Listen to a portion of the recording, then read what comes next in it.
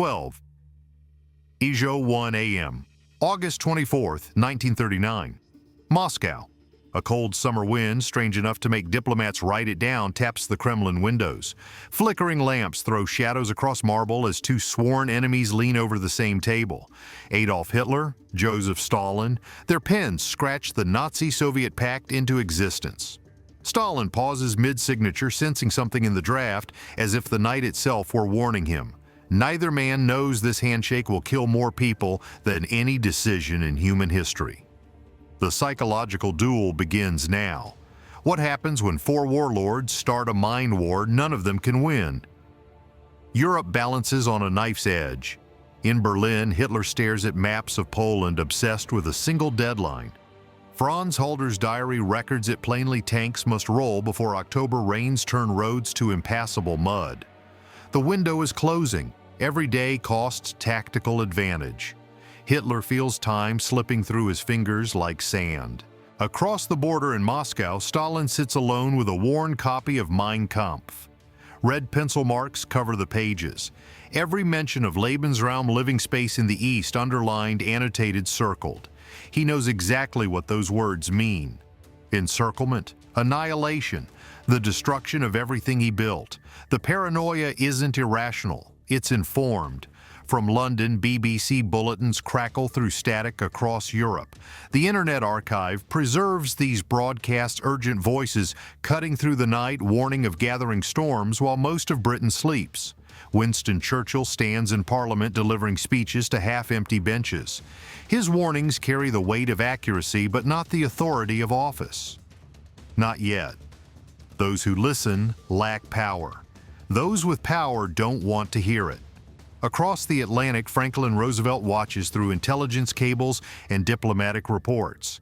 America remembers 1917, the trenches, the gas, the lists of dead that went on for pages. The public demands isolation. Congress passes neutrality acts that bind Roosevelt's hands even as he sees the storm building. He knows what's coming. He can feel it in every dispatch from Europe.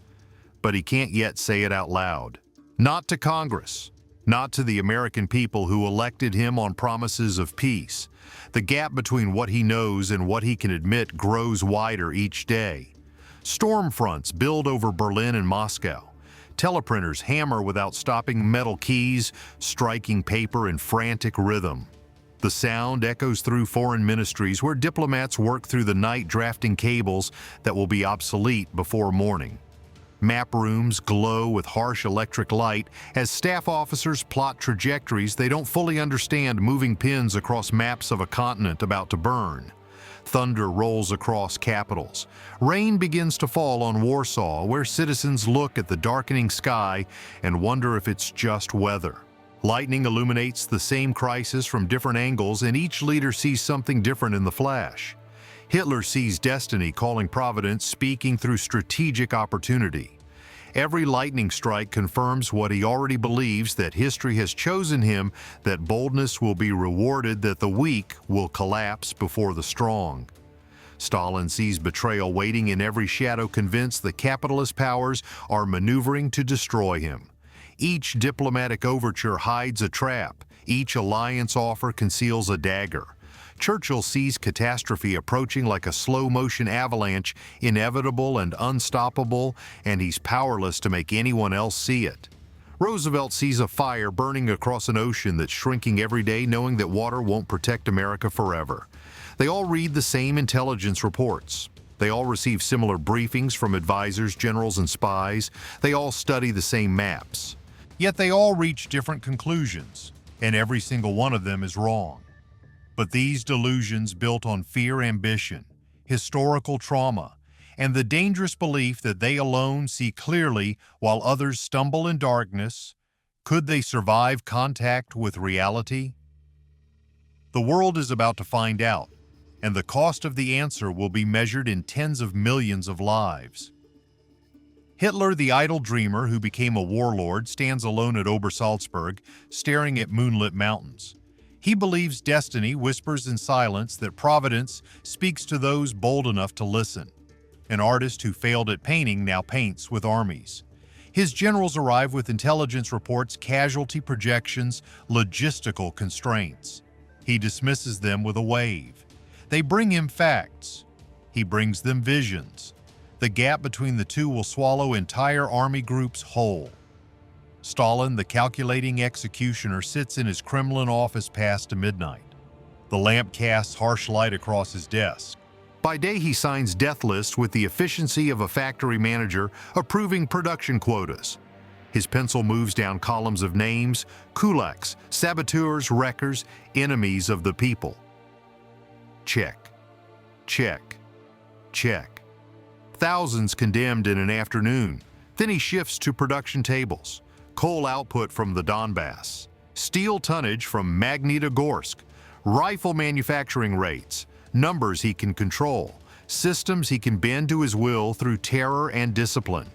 But then his eyes fall on something that stops him cold, a faded photograph in a wooden frame. His late wife, Nadezhda, dead by her own hand in November 1932. A single gunshot in their Kremlin apartment while he was at a dinner. The official story called it appendicitis. Everyone knew the truth. No one dared speak it. A clock ticks loudly in the silence. The sound fills the room. For a moment, the mask fractures. The iron cracks just enough to reveal what's beneath. The world sees only the tyrant signing execution orders without hesitation. But here alone, with a photograph and the sound of ticking time, sits a man whose paranoia grew from wounds he'll never show. Brutal solitude carved by lost betrayal and the knowledge that even the people closest to him couldn't survive proximity to his power. That hidden pain, that brutalized isolation, will shape the decisions that determine millions of lives. The personal becomes strategic. The wound becomes policy. Churchill paces the dimly lit cabinet war room, cigar smoke curling toward ventilation shafts. The warren of underground rooms smells of concrete dust and stale tobacco. He struggles with a fear that's becoming certainty Britain may stand alone. His warnings went unheeded for years. Wilderness years, they'll call them later. Speaking truth to power when power didn't want to hear it. Now with war, imminent vindication offers no comfort. Only the crushing, suffocating weight of responsibility. The knowledge that even being right won't be enough if Britain falls. That accuracy is worthless without the strength to act on it. Roosevelt sits behind his desk in the Oval Office, steady hands, folding a telegram from Ambassador Kennedy in London. Polio took his legs in 1921, but sharpened something else: patience forged in paralysis, strategic thinking refined through years of physical limitations.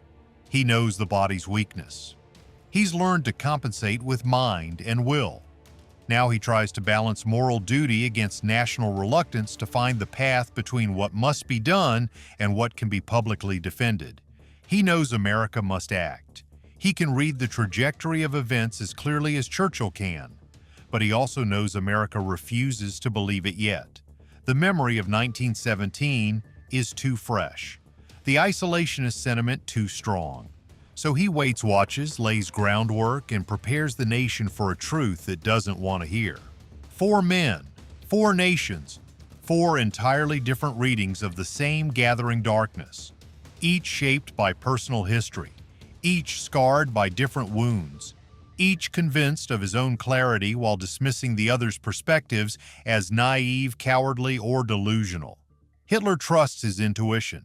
Stalin trusts only paranoia. Churchill trusts his analysis. Roosevelt trusts his timing. But how long before someone's certainty shattered against reality? The misjudgments intensify like compounding interest on a debt no one can afford. Hitler fears a two-front war above everything else. It's the nightmare that destroyed Imperial Germany in 1918. He watched his country collapse under the weight of fighting Russia and France simultaneously.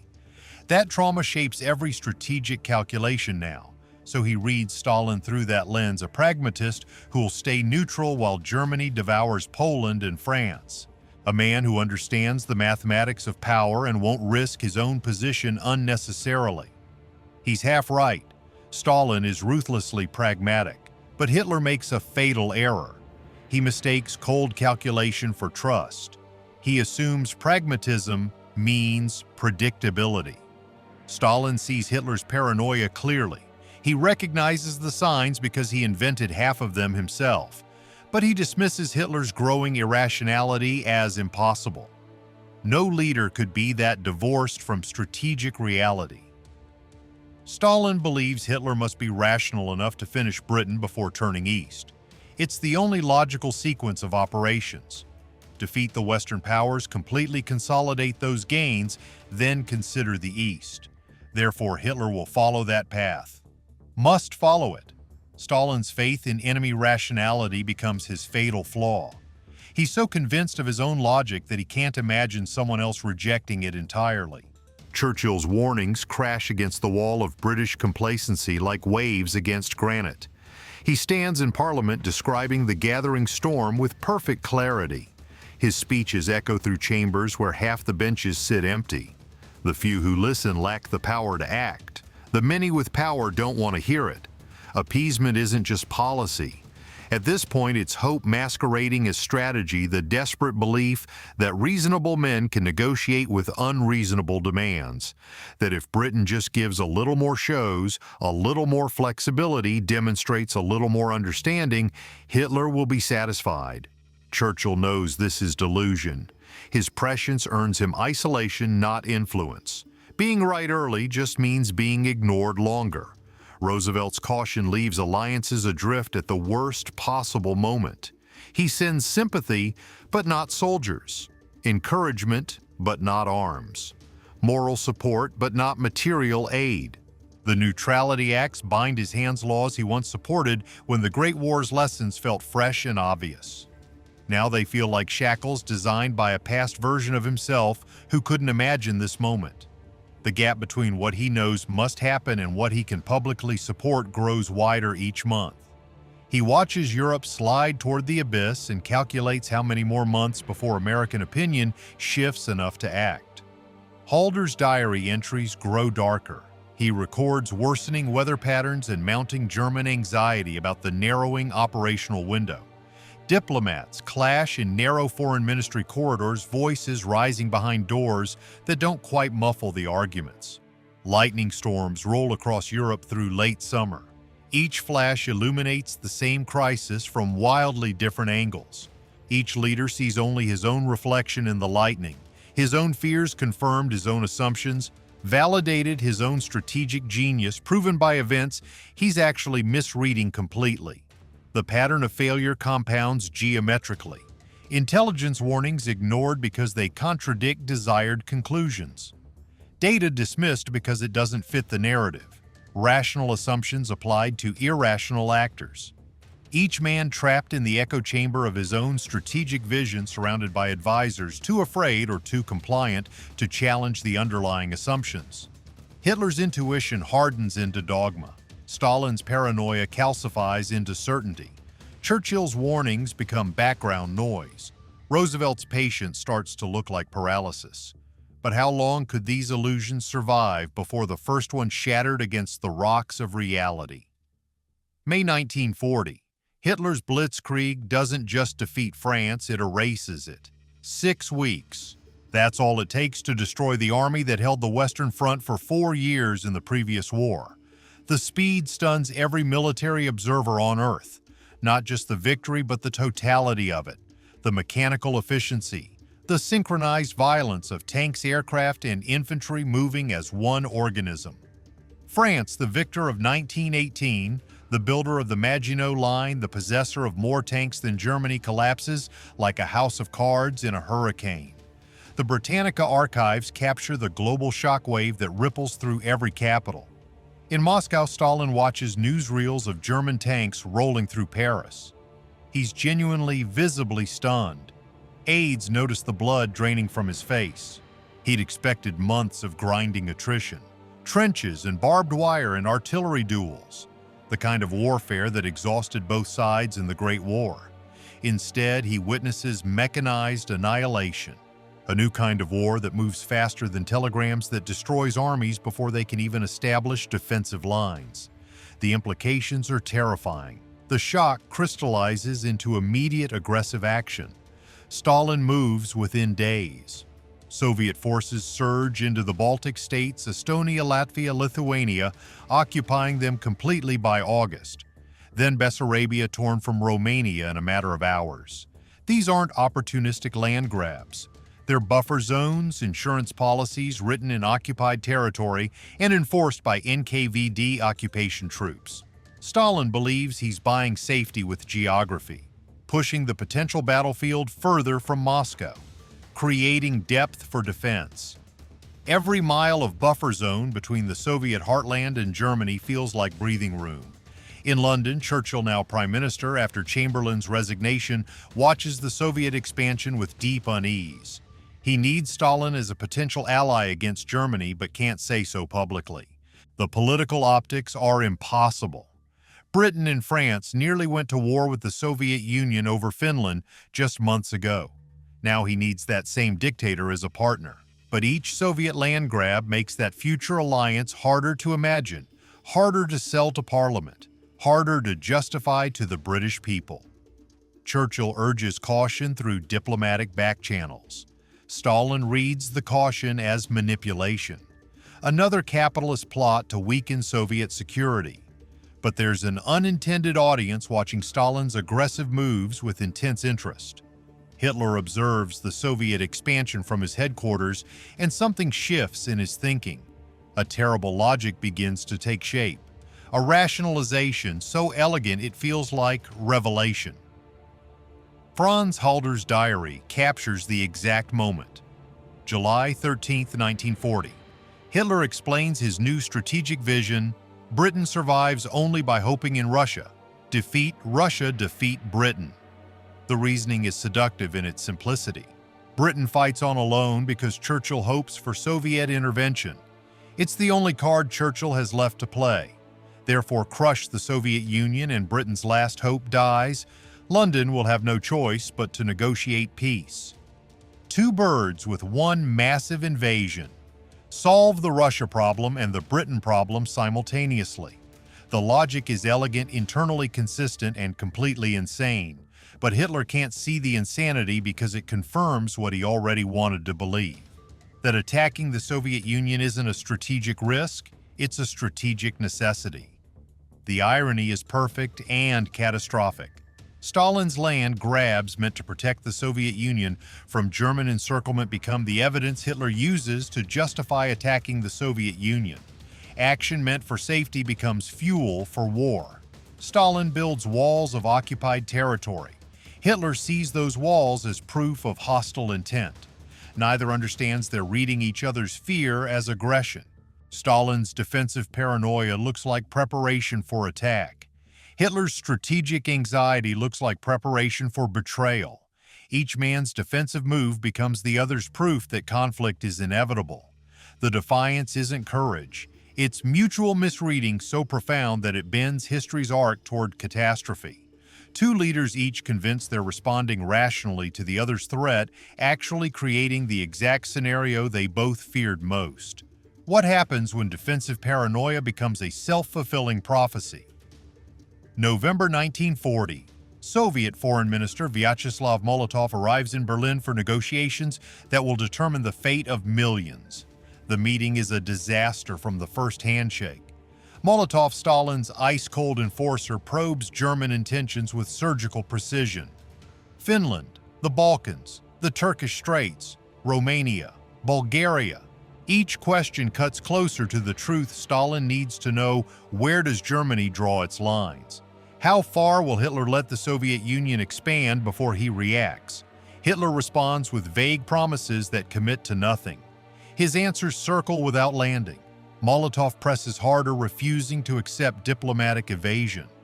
The temperature in the room drops with each exchange. Hitler's patience, never his strength, snaps like overstressed steel. Ribbentrop tries to smooth things over. Molotov ignores him, addressing only Hitler. The Führer's face darkens. The meeting ends in cold formal courtesy that fools absolutely no one. Diplomats file out in silence, knowing they've just witnessed something break. In Moscow, Stalin reads the transcripts line by line. His suspicions, already deep, become certainty. Hitler is maneuvering against him. The vague answers aren't diplomacy, they're preparation for betrayal. Every evasion confirms what Stalin already believes. Churchill is manipulating Hitler, or Hitler is manipulating Churchill, or both are conspiring against the Soviet Union. The paranoia spirals tighter. In Berlin, Hitler's contempt for Soviet diplomacy hardens into something far more dangerous, the certainty that war with Stalin is inevitable. Not possible. Not likely. Inevitable. Molotov's probing questions become proof of hostile intent. Stalin's demands for influence in the Balkans become proof of aggressive expansion. Hitler begins to see the coming conflict as defensive even though he'll be the one launching the invasion. Then comes the shock no intelligence service predicted. May 10th, 1941. Rudolf Hess Hitler's deputy Führer climbs alone into a Messerschmitt Bf 110 and flies across the North Sea toward Scotland. He believes he can negotiate peace with Britain, that Churchill will listen to reason, that he'll return a hero. British authorities arrest him the moment he lands. The news reaches the Kremlin. Stalin receives the report in his office. He goes completely still. No one speaks, no one breathes. The silence is suffocating. The atmosphere thickens under the weight of an event that makes no sense. Hess flew to Britain, Hitler's deputy Führer, the man who co-authored Mein Kampf, alone, in a Bf 110 to Scotland, to negotiate. Stalin's mind races. Is it a ruse, a genuine split in Nazi leadership? Or worst of all, did Churchill engineer this to panic Stalin into mobilizing, giving Hitler the excuse he needs? The paranoia that usually runs in straight lines fractures into 1,000 competing theories. Arrogance collapses into bewilderment. The one man who claimed to see through every deception now confronts a mystery with no clear answer. Churchill sends reassurances immediately. Stalin dismisses every word as obvious lies. Of course Churchill would say that. Across the Atlantic, Roosevelt denounces Nazi aggression in his third-term speech. American neutrality begins its slow death. But Stalin watches with cold calculation, trusting nothing. Meanwhile, intelligence warnings flood Soviet headquarters. German troops massing on the border in numbers that can't be explained as defensive. Entire army groups. Reconnaissance flights penetrating Soviet airspace daily. Defecting Wehrmacht soldiers crossing with detailed invasion plans. Richard Sorge, Stalin's master spy in Tokyo, sends desperate cables Germany will attack in late June. The date, the forces, everything. Stalin rejects every warning, every single one.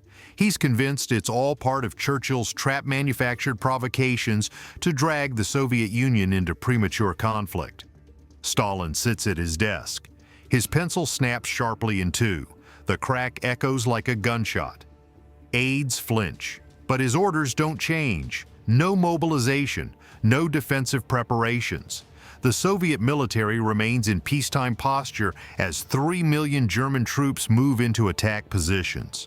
Can certainty survive what's coming in 37 days? Now the delusions collide with the force of tectonic plates grinding against each other. Hitler abandons whatever pragmatic calculation remained in his thinking. He returns fully to ideology, the race war mythology of Mein Kampf transformed into operational doctrine. March 30, 1941.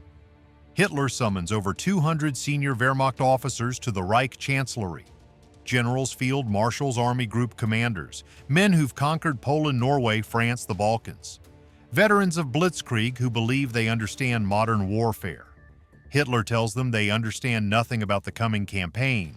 The war against the Soviet Union, he declares with complete clarity, will be a war of extermination. Not a conventional conflict between armies, not a territorial dispute, an ideological crusade to annihilate Judeo-Bolshevism and secure living space for the German race. Commissars are to be shot on sight without trial. Civilians who resist will be executed without hesitation. Entire villages burned if they harbor partisans. The rules of warfare, already frayed by 2 years of combat, are officially explicitly discarded. Some officers shift uncomfortably. Most remain silent. No one objects.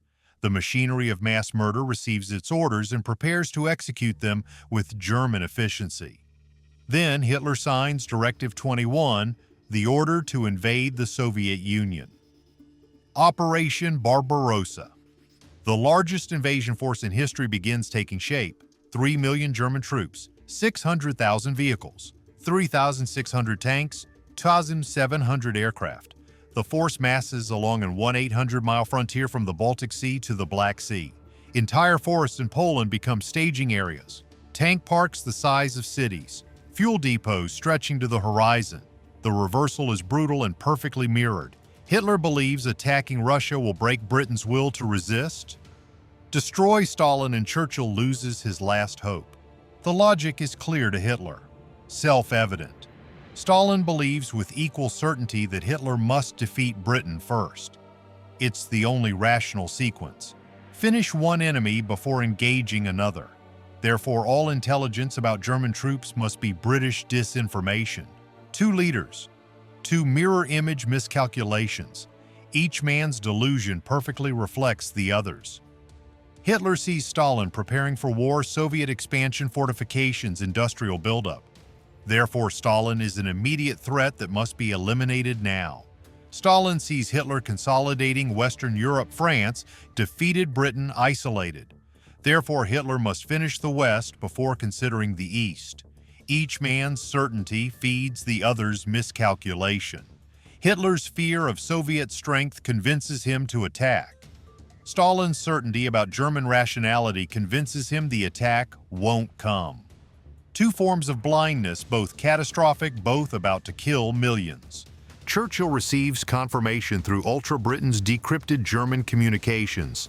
The invasion is real, imminent, massive. He knows the date, the objectives, unit dispositions. He tries to warn Stalin through every channel available. Stalin dismisses every warning as British manipulation. Of course, Churchill wants a Soviet-German war. The warnings aren't intelligence, they're psychological warfare. Roosevelt watches from Washington knowing intervention approaches, but unable to force the timeline. The Lend-Lease Act passes allowing material support to Britain, but not troops. Not yet. He sees the trajectory. He just can't accelerate it. Spring turns to summer. Reconnaissance aircraft photograph massive German assembly areas. Deserters cross the border daily with detailed invasion plans. Soviet border guards report thousands of tank engines idling in Polish forests. The noise is constant. Field commanders request permission to prepare defenses. Stalin refuses every request. Stand down. Do not provoke. It's a British trap. He's certain. Absolutely certain. 3 million German troops. Positioned, supplied, ready. And Stalin believes he controls the board, that his refusal to react proves his strategic wisdom. The dominoes fall. How many seconds does certainty have left? June 22, 1941, 3:15 a.m. Operation Barbarossa. Dawn doesn't break, it erupts. The howl of Stuka dive bombers tears the sky open. Jericho sirens designed specifically to terrorize. Artillery fire shreds the pre-dawn silence along 1,800 miles of frontier. The sound is apocalyptic. Thousands of guns firing simultaneously, a rolling thunder that shakes the earth. Snowmelt from the previous winter still saturating the ground in places churns to mud beneath advancing tank tracks. Environmental details preserved in United States Holocaust Memorial Museum archives document the conditions. 3 million men surge forward. Soviet border units are obliterated in the first hours. Not defeated, erased. Communications collapse instantly. Radio networks go dead. Telephone lines cut. Messengers shot before they can reach headquarters. German armored columns penetrate 50 miles deep before Soviet command even understands they're under attack. Entire armies are encircled before they can mobilize or establish defensive lines. The Luftwaffe destroys over 200 Soviet aircraft on the first day. Most of them never leave the ground, lined up neatly on airfields in peacetime formation because Stalin forbade dispersal as too provocative. Stalin's illusions collapse instantly, totally catastrophically. For hours, he's unreachable, locked in his dacha outside Moscow. His staff debates who will approach him with updates. No one volunteers.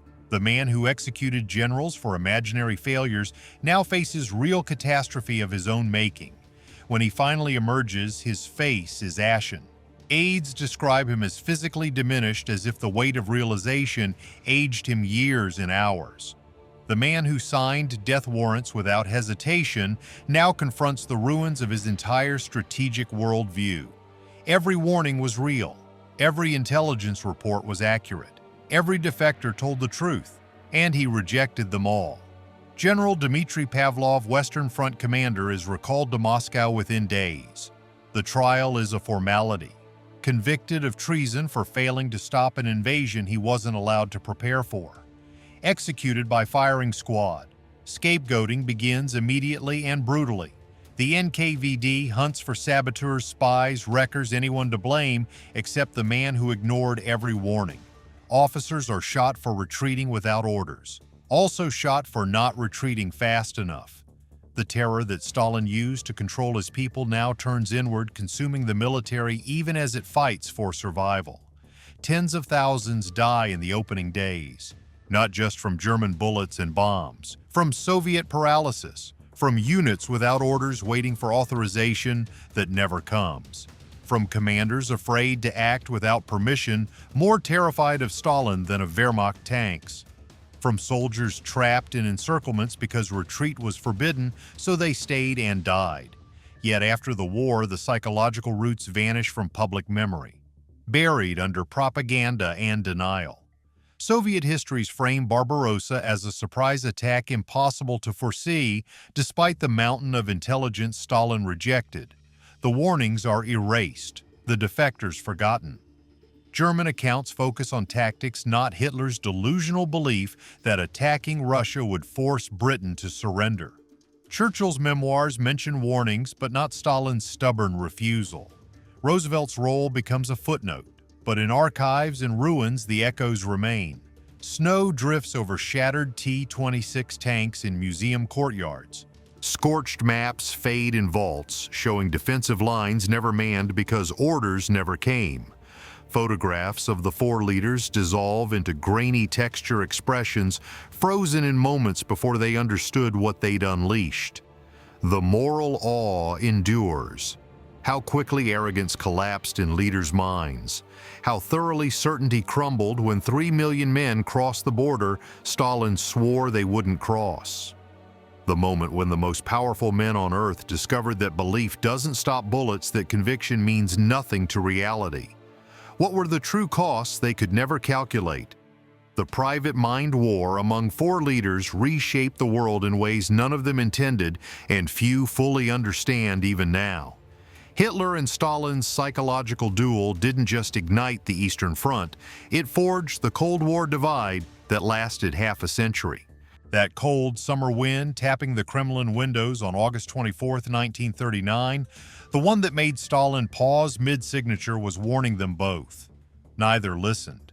The Nazi-Soviet pact meant to buy time and space accelerated the very catastrophe it was designed to prevent. The invasion Stalin refused to believe, despite overwhelming evidence, despite dozens of warnings, despite his own spy network screaming the truth, carved a scar across Europe that outlasted both dictators, both ideologies, both empires. Churchill and Roosevelt's uneasy partnership built the fragile post-war landscape we still navigate. An alliance born from desperate necessity, not shared values. Held together by common enemies, not common vision. It was fragile from its first breath and destined to fracture the moment victory arrived. The tension between them, Churchill's imperial traditionalism and Roosevelt's anti-colonial idealism, shaped the decolonization struggles that followed. The world they built together was never meant to last. It was a temporary structure erected in wartime foundations, cracking before the concrete dried. And beneath it all lies the truth they couldn't face, the lesson written in blood and buried in archives. They didn't just misread each other, they misread humanity. The resilience of nations under occupation, they underestimated it completely. The will to resist annihilation, they couldn't quantify it. The speed at which trust evaporates and wars metastasize beyond any leader's control, they never saw it coming. Hitler believed racial superiority would ensure quick victory. Stalin believed ideological solidarity would protect him from betrayal. Churchill believed moral clarity would rally support. Roosevelt believed patience would preserve options.